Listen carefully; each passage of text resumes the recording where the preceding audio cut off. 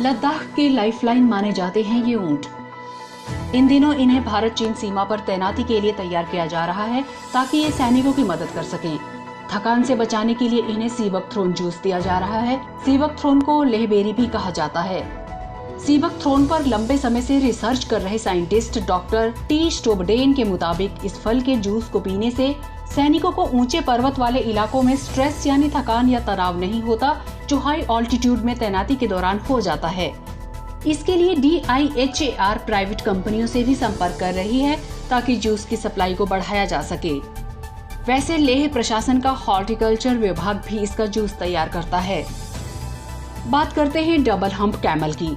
चीन और तिब्बत से लद्दाख के जरिए सेंट्रल एशिया यानी मध्य एशिया तक जाने वाले सिल्क रूट पर व्यापारी अपना सामान इन डबल हम्प कैमल पर ही ले जाते थे। यही वजह है कि DIHAR इन ऊँटों को भारतीय सेना के लिए इस्तेमाल करना चाहती है। यहाँ काम कर रहे साइंटिस्ट कहते हैं कि लद्दाख में डबल हम्प कैमल की संख्या काफी कम है, इसलिए राजस्थान में पाए जाने वाले ऊँटों को भी यहाँ लैब में लाया गया है ताकि उन्हें भी ट्रेनिंग देकर तैयार किया जा सके। अब सवाल ये है कि आखिर ये सब कैसे संभव हो पा रहा है। तो आपको बता दें कि DIHAR इस काम में जुटी हुई है। ये दो तरह से सेना की मदद कर रही है। पहला है पूर्वी लद्दाख के दूर दराज इलाकों में चीन सीमा पर तैनात सैनिकों को फ्रेश फूड और खास तरह के सीबक थ्रोन जूस मुहैया कराना, जिससे वे तरोताजा रहें। इसके अलावा उन्हें विटामिन और एंटीऑक्सीडेंट्स भी मिलता रहे। हाई ऑल्टीट्यूड इलाकों में पेट्रोलिंग के लिए तैयार होते हैं ऊँट।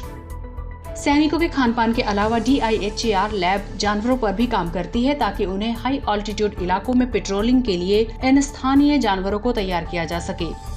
करगिल युद्ध के दौरान सेना को करगिल और द्रास सेक्टर में राशन से लेकर हथियार तक मुहैया कराने में जंस्कार पोनी ने बेहद मदद की थी। जंस्कार पोनी एक खास तरह का खच्चर है जो केवल लद्दाख के इस इलाके में पाया जाता है। DIHAR की एनिमल रिसर्च यूनिट में तैनात वैज्ञानिकों के मुताबिक लद्दाख की नुब्रा वैली में पाए जाने वाले डबल हम्प कैमल यानी ऊँटों पर यहाँ काम चल रहा है। इन ऊँटों को सेना सामान ढोने की ट्रेनिंग दे रही है। Army marches on stomach.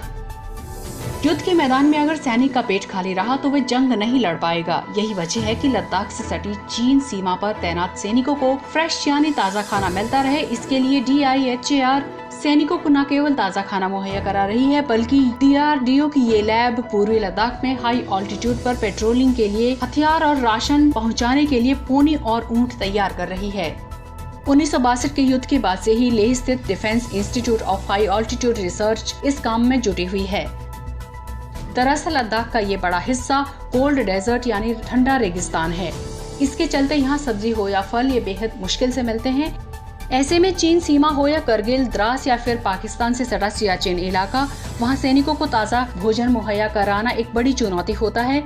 DIHAR के निदेशक डॉक्टर OP चौरसिया के मुताबिक इस लैब को यहाँ स्थापित करने का मकसद यही है कि लेह लद्दाख की जलवायु के अनुसार यहाँ ऐसी सब्जियाँ और फल तैयार किए जा सकें जिससे यहाँ के स्थानीय लोगों और किसानों को फायदा हो। DIHAR ने अब तक यहाँ 101 तरह की सब्जियों की प्रजातियां तैयार की हैं।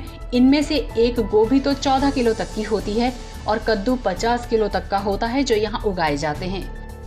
यहाँ तैनात वैज्ञानिक डॉक्टर दोरजे के मुताबिक DIHAR लैब इस तकनीक और इन सब्जियों के बीज को स्थानीय किसानों और कोऑपरेटिव सोसाइटी को मुहैया कराती हैं। फिर वे किसान मास स्केल यानी बड़े इलाके में खेती कर रहे इन सब्जियों और फल को सेना की यूनिट तक पहुंचा देती हैं ताकि सैनिकों को ताज़ा सब्जियां मिलते रहें।